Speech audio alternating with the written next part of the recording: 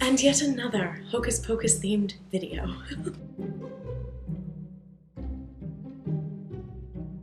As you guys can tell, I filmed all these intros on the same night because this took a little while. This video, I'm going to be showing you how I made, I don't know how well you can see it, but this little potion display.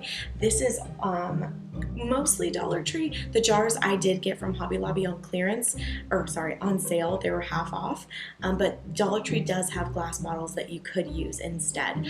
I also am going to show you guys how I made this really cute black flame candle kind of inspired thing from the Dollar Tree. I didn't want to make that its own video because honestly it takes like a minute.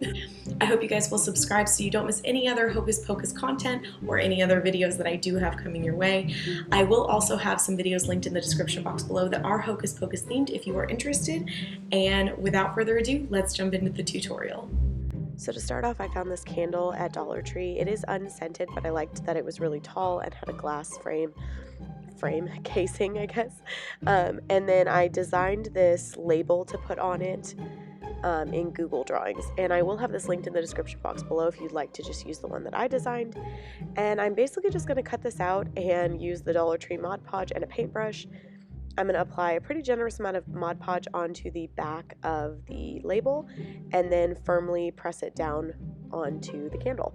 I did not Mod Podge over the label because sometimes with glass, even though Mod Podge dries clear, it can leave kind of like a streakiness on glass.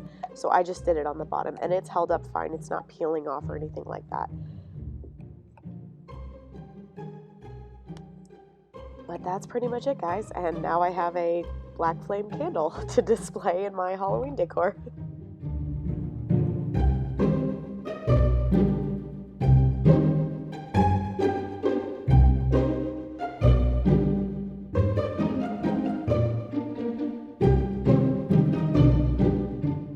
Okay, and for the potion display, I got this little gather sign from Dollar Tree, and you're actually going to need 2 of these. And then I'm using masking tape just to tape off the sides. The reason I really liked this is because I loved the plaid pattern on the side of it. So I want to protect that from getting painted. So I'm just going to go ahead and put masking tape on the edges of this, and then I will be painting the top of this all black. I did decide to use Waverly chalk paint. I just kind of wanted to give it a try and see if it made a big difference. I do prefer it to acrylic paint for things like this because it covers it up in 1, maybe 2 coats.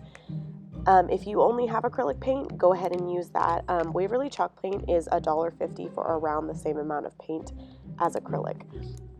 So just keep that in mind. And then I'm just using a Dollar Tree sponge paintbrush to paint it on. And this is what it looked like after 1 coat. On the edges, I do have a little bit of streakiness, but that didn't really bother me. If you'd like to do a second coat, obviously, personal preference.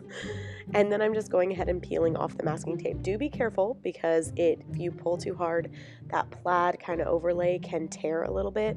Mine did in a couple places, but I was able to just kind of hot glue it back down.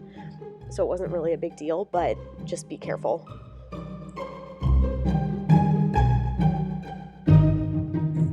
So now we're going to take both of these and glue them together. I just showed you guys kind of where mine tore, so I'm making sure I just put that on the inside so that you can't see it at all. And then some of my paint did leak, but the good thing about this chalk paint was that it just rubs off on the edge. So that was really nice. I literally just took my fingernail and just lightly kind of scraped off the sides to clean it up. You do want to make sure that your plaid is lined up correctly before you glue these 2 pieces together.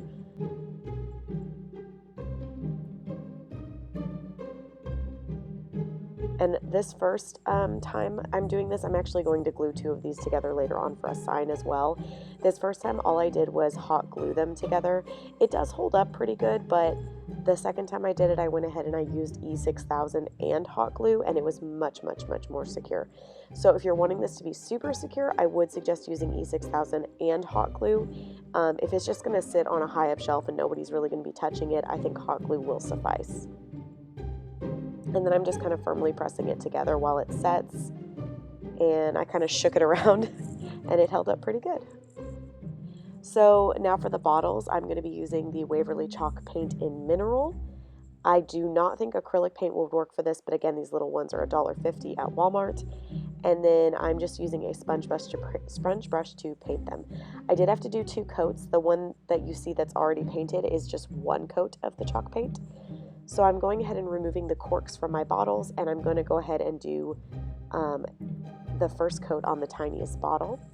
So I'm just taking this little dollar store sponge brush and just kind of dabbing it on at first, but I did find that actually like using strokes gave it a much more even coat. So I would suggest stroking your paintbrush and not dabbing it for this particular project.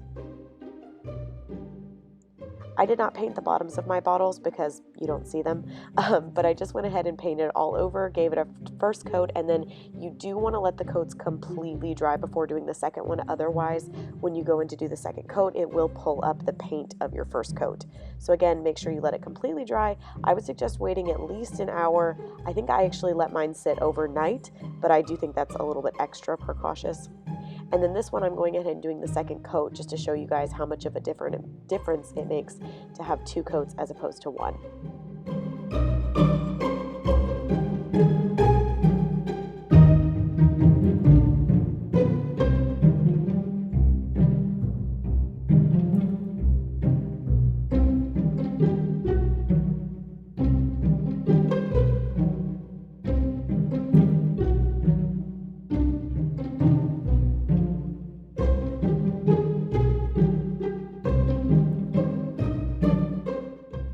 So for my labels, I literally just Googled blank potion labels and I found these, and then I put them into Google Drawings and I typed in a script font the 4 ingredients that are mentioned in the movie. So the first one is Dead Man's Toe, and I just went ahead and cut it out, and I'm using a paintbrush to apply some Mod Podge onto the back of the paper, and then I'm just going to firmly press that down onto the jar.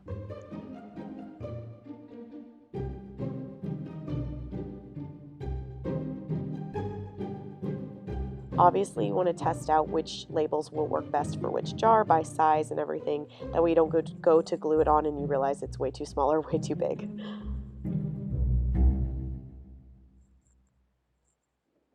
And now I'm just doing the next label, which is Newt Saliva.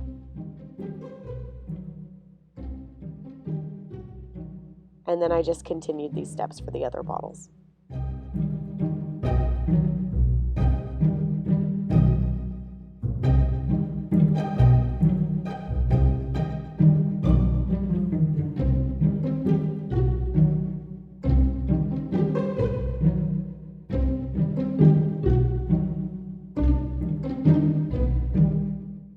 And that pretty much does it for this tutorial, guys. I hope you enjoyed this, and I hope that you're able to use this. I did actually use this method for making some Harry Potter potions as well for my living room, so I think you can use this for a couple different things, but it is a really, really cute Halloween decoration. If you guys have any questions, always leave them for me in the comments below, and I will see you guys in my next video.